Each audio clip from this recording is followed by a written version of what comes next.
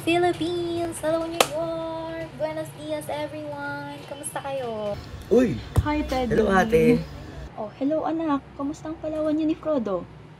Oh, mama, we are amazing! Medyo busy lang at marami akong talks sa kailangang attend ng dito. Left and right, my gosh! That's good to hear, anak. Anyways, Bobby, please help me convince Gabi na kunin ang kanyang masterals. Ayaw kasing sumunod, ang tigas-tigas ng ulo. Mama, alam mo naman ayoko mag-abroad. Masaya na ako dito sa Pilipinas. I have a decent job. I got to take care of you. Lalo na wala ngayon si CJ sa bahay. Gabby, maybe you should give it a try. I mean, Frodo and Daddy are staying with Mama, so she won't be completely alone there in Manila. Plus, there's a lot of opportunities here in New York. You can even stay with me and Tristan, so you won't be completely alone here. Huwag niyo nang pagtulungan tong si Gabi. Hayaan niyo na siya.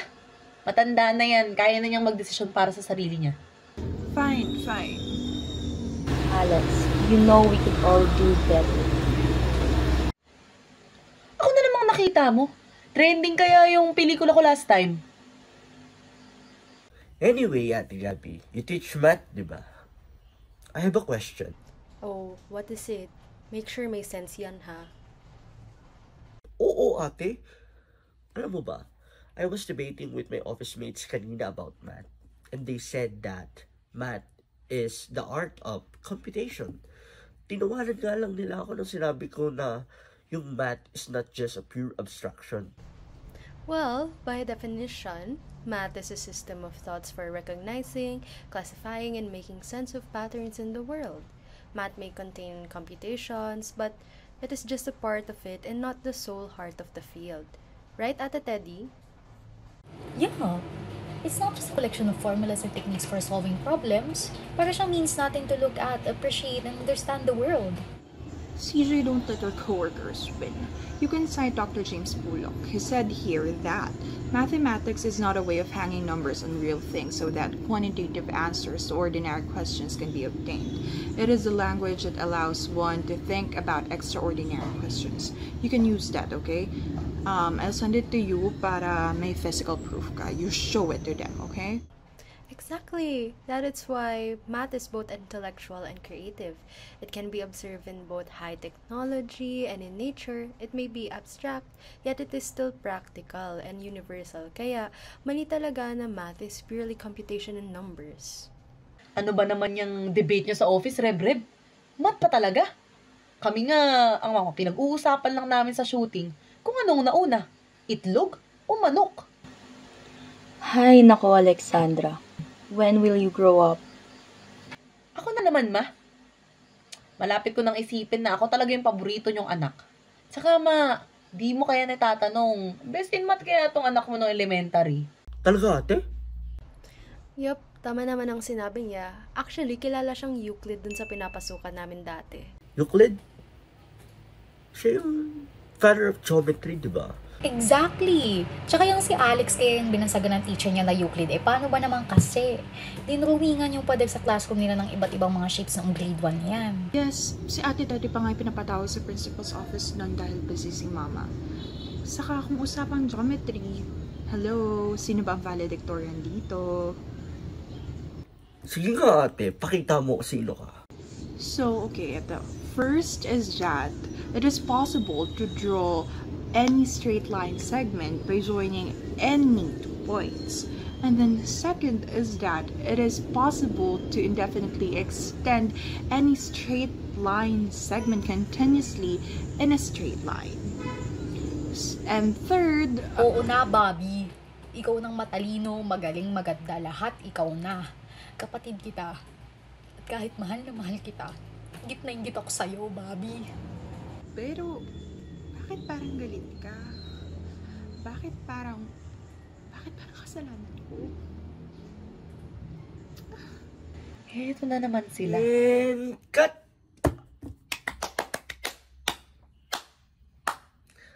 Ang gagaling niyo talaga, Marte.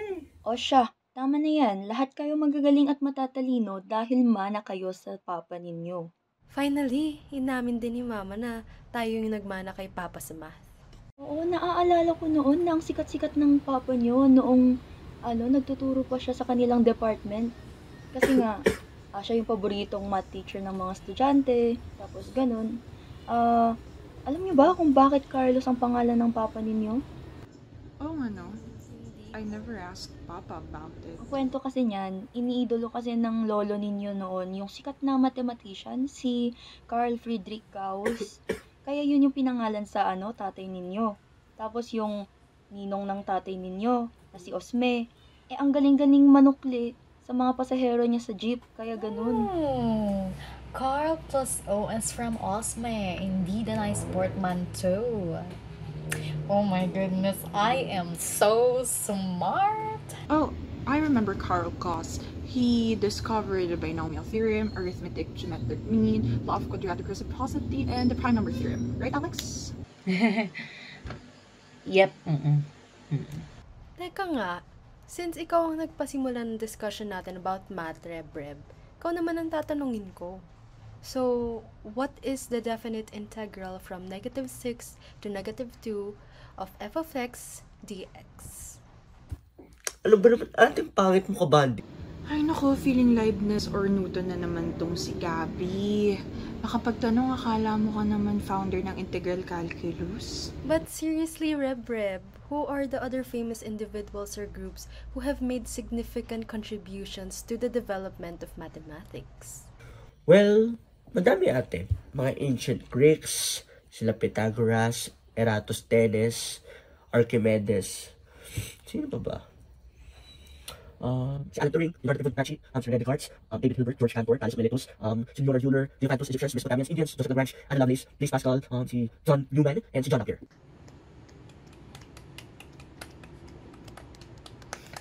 Wow, sabi na talaga may hidden talent ka sa math, Reb. Teka. Bakit ba ganito yung usapan natin? Anong susunod? Importansya ng numbers naman? Mga practical applications? Tagal-tagal na rin ng mga nakapag-usap tayo na parang ganito tungkol sa mga ganitong bagay. Mga simpleng araw lang. These conversations make you kind of philosophical, no?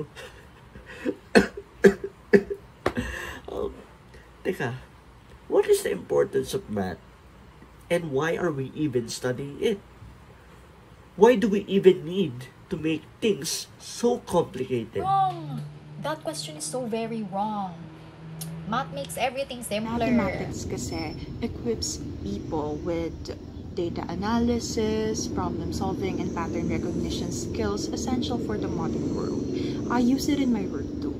CJ, my God, you better teach your workmates a thing or two, okay? And tell them your sister is a corporate communications manager in New York.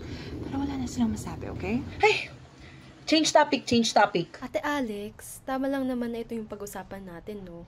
Math is everywhere. It is the language of the universe. Sa bagay, sa pelikula makikita rin yan. Naalala ko tuloy isang beses nung nagalit si Derek kasi hindi niya ma-explain kung paano niya gustong makita yung hati ng kamay ng bida. Ayun tuloy, yung props man, nilapagan ng fraction. Para kasing di na grade 2. Tagal-tagal na rin ng mga nakapag-usap tayo na parang ganito tungkol sa mga ganitong bagay. Mga simpleng araw lang. Just basic space utilization, mama. Well, you know how demanding my work is. I have more complicated things to do here than discuss math. Plus, my work won't permit me to go on a vacation for another year, so yeah. Ay, bakit nasa call pa? Charot. Tumutulong na nga ako para mapaliwanagan si Rebreb kung paano connected ang math to analytical thinking. Ikaw, how do you think this field helps in examining details objectively to make informed decisions? Teka lang. Ano nga ba ulit, Ate Teddy? Nung nasa Spain ka pa kamo? May tanong pa ako. Oh, about saan? May mga researches ka bang alam on how math enhances mental discipline, logical reasoning, and critical thinking? Perfect! Ipiprint mo ba, Rebre, at isasampal dyan sa tsakang mukha ng katrabaho mo? May mga tao kasing ayaw patalo kahit na klaro namang tama yung sinasabi mo. Ate Alex talaga. Sa importance ng math, ate, saan pa ba ito nakikita? Ang dami rin kasi nasagot ni Ate Bobby, Ate Teddy, and ni Ate Alex. Eh, hindi naman sila math major katulad mo. So, it must be seen outside STEM. Well, may point ka naman dyan. Siguro let's use Bobby's work as the first example. You know, bukod sa paggawa ng mga informed decisions niya, math can be used in designing networks and data transmission rates. Sa trabaho naman ni Alex, our director, nakikita rin ng math sa filmmaking. If I'm not mistaken, pinaplano ang bawat shot sa pag-compute ng mga angles, pati na rin yung pag-budget ng mga production costs. Ang galing naman! Ate Bobby and Alex have been using math unconsciously. Last question. Kung nakikita ang math in every field, paano nangyari yun? Was math placed there or discovered? Baka nakalala pa ni Mama. Tanda ko research ni Papa yan noon eh.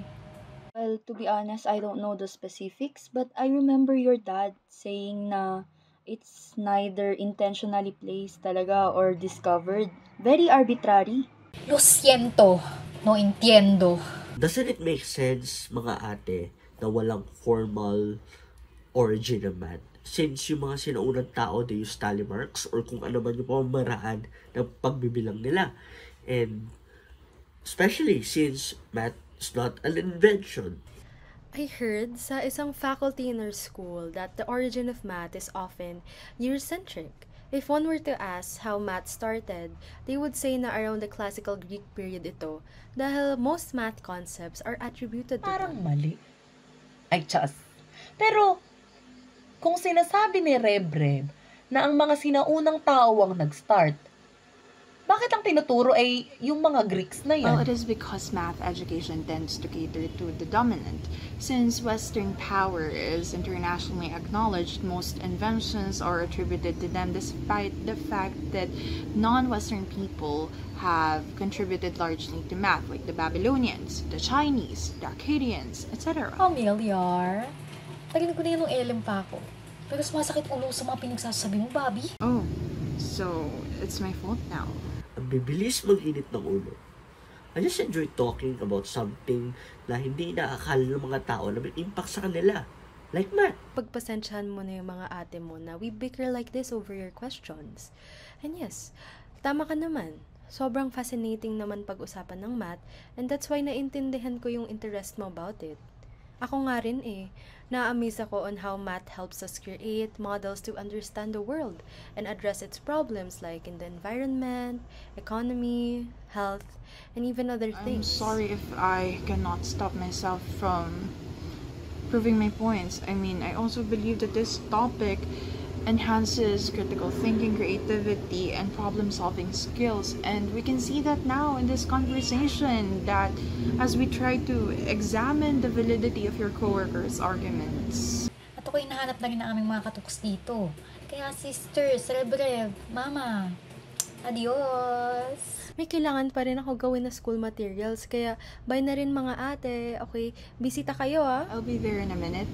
Ma, I have to go na rin. May emergency. Love you, Ma. Goodbye. Okay, mga anak, sige na. You can drop the call. I miss you. Of course, come visit Mama anytime. See you soon, Ma. See you soon, Ma. Sobrang awkward ko.